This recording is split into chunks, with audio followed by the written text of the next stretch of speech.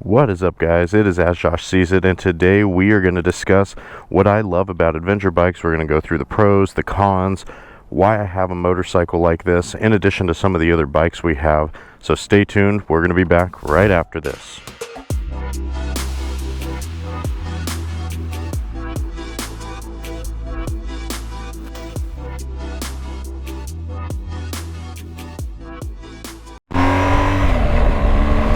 What is up, guys? Welcome back to the channel. It's As Josh Sees It, and as you guys know, today we are talking all about adventure bikes, why I feel like it is the perfect mix between street, sport, and off-roading and dirt bikes.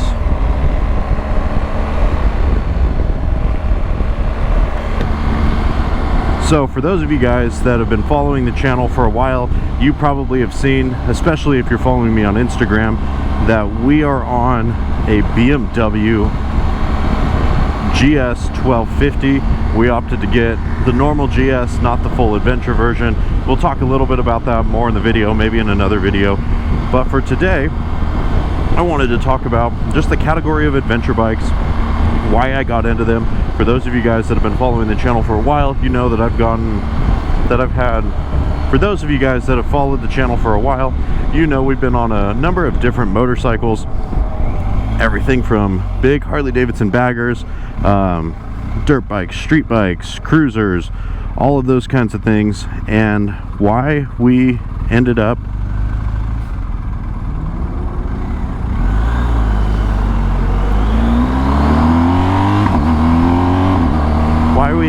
with an adventure bike. So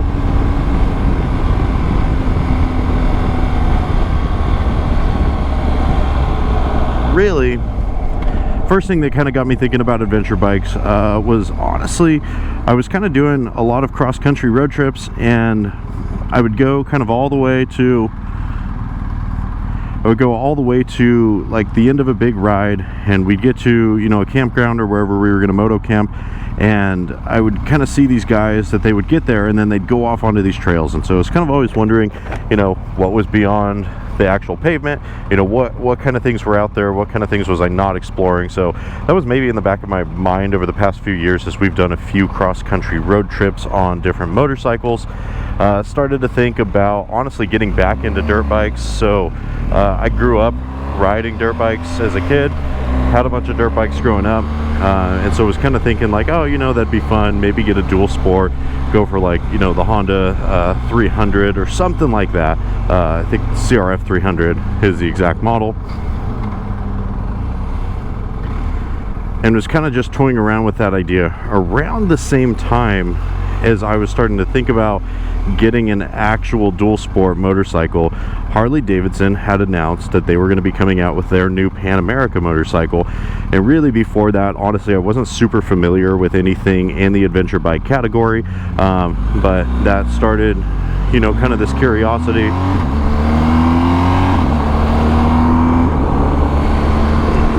It kind of started getting me curious about, you know, what there was in the adventure bike category, what it was all about, maybe some of the pros and cons, all of that kind of thing. And so started just looking at what the purpose of an adventure bike was. And for me, and maybe you guys will disagree, but I felt like, you know, one of the main purposes of adventure bikes were people that wanted to do a lot of highway riding, but then wanted to be able to dip their toe into off-road riding.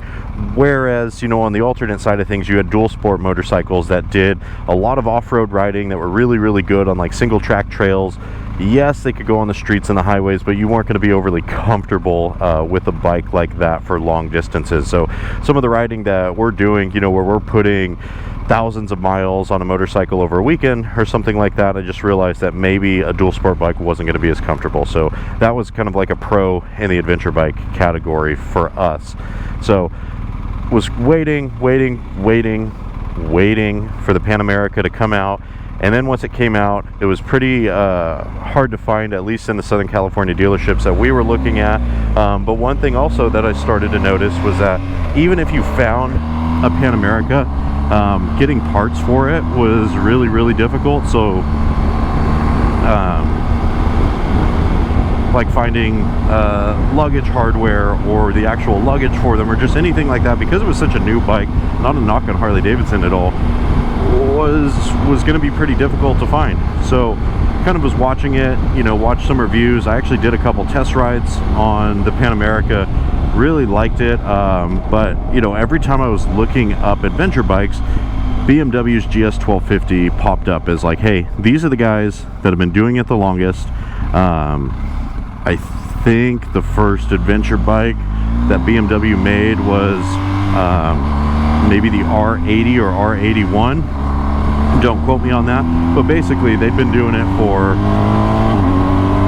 over 40 years. And through those 40 years they had refined a lot of their technology, obviously had gone through their own R&D, and were largely looked at as here's the best people in the adventure bike category. So yeah, really started to look at BMWs and wound up going into a dealership, seeing one, really liked it, and we ended up picking one up. So that is actually the current one that you see here.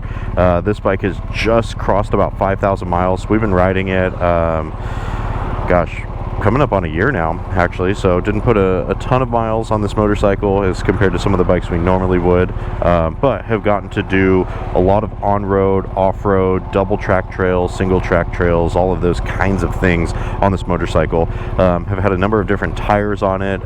Special shout out to Motaz Tires. They're a channel sponsor of ours, so we've been able to try out street tires that the bike came with. We've been able to try out like very, very aggressive knobbies. They're Tractionator Adventure tires, and then the tires that we have that we're putting on here in the next couple weeks is going to be like a 50-50 tire. So those are going to be tires that are going to be basically good for on-road and off-road, not super aggressive, but not super mellow and smooth like the street tires we have on there. So all that to be said, we've had this bike and taken it through a lot of different environments,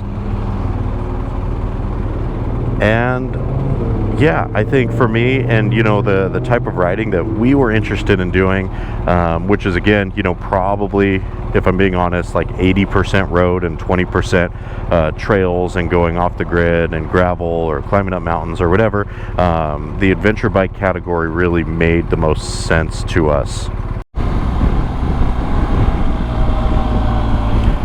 Well, one of the things that I think surprised me about the adventure bikes, at least for like this class of like kind of the bigger adventure bikes, so this is going to be in the class of like basically any of the bikes that are 1200 cc's and up, is that it's pretty heavy when you're off-road, especially like if you're just on kind of mellow gravel trails or something like that. This isn't going to be that bad, but if you're really getting into like pretty technical riding, this bike, you can feel that it is a heavy adventure bike. So that was something, again, not trying to get into a full review of the GS right now, that's going to be upcoming on the channel, but something worth noting that if you are getting this bike and you are wanting to do some pretty technical stuff, that you're just going to battle a little bit of the weight of this motorcycle versus obviously a much lighter dirt bike or something like that. So for us in our riding, I really felt like this was going to be a great addition to the bikes we have.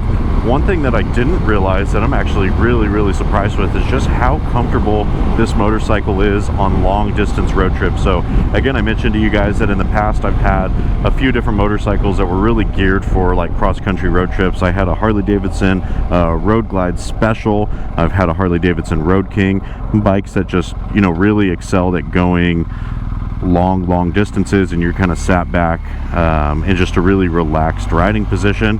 But I'll say where those bikes maybe have a more comfortable, relaxed riding position, they don't nearly have as good a suspension. So what makes this bike good for off-road, having the long travel suspension on here, makes it very comfortable when you're riding long distances on a highway. I mean, you really do feel like you're kind of riding on a cloud on this motorcycle. The seat is pretty comfortable. The bars, you're in a pretty upright riding position like this that honestly is good for, like, I could knock out 800-900 miles on this bike in a day and not feel fatigued at all. The windshield on this does a pretty decent job at kicking the wind up and over you, so I've been super surprised. Honestly, having ridden both kinds of bikes, I would probably rather do long cross-country road trips on a motorcycle like this, even over like a Harley-Davidson Road Glide or a Goldwing or anything like that, as crazy as it sounds. So yeah, that's been a pleasant surprise. So yeah, those are just some of my quick thoughts on, I guess, why we chose to go with an adventure bike. It really is the best of both worlds. It's a very sporty, capable engine. I mean, it can get up and go. It literally will do a wheelie in second gear if you roll on the throttle. So it's sporty, it feels alive, but also very comfortable with the suspension, and obviously very capable off-road as well. So for us, it was kind of the perfect mix of on-road, off-road, and that is why we are on an adventure bike. But we'd love to hear your guys' thoughts. So if you have any thoughts about adventure bikes, or maybe you're considering one, be sure to leave a comment below. Hey, I want to thank you guys so much for supporting the channel. It is because of viewers and supporters like you guys that we're able to ride around on all of these different motorcycles, give the reviews, do the long-term things, kind of do all the modifications that we have to this. So if you guys are not subscribed to the channel already, please go ahead and subscribe to the channel, like this video, drop some comments down below. Would love to engage with you guys. I do my best to respond to every single comment that is left on there, so would love to talk to you guys, get to know you. And if you are in the Southern California area and want to meet up for a ride, hit me up. Easy to find me on social media. Instagram handle is As Josh Sees It. Would love to chat with you guys. Thank you so much for your support. Till we meet again, peace.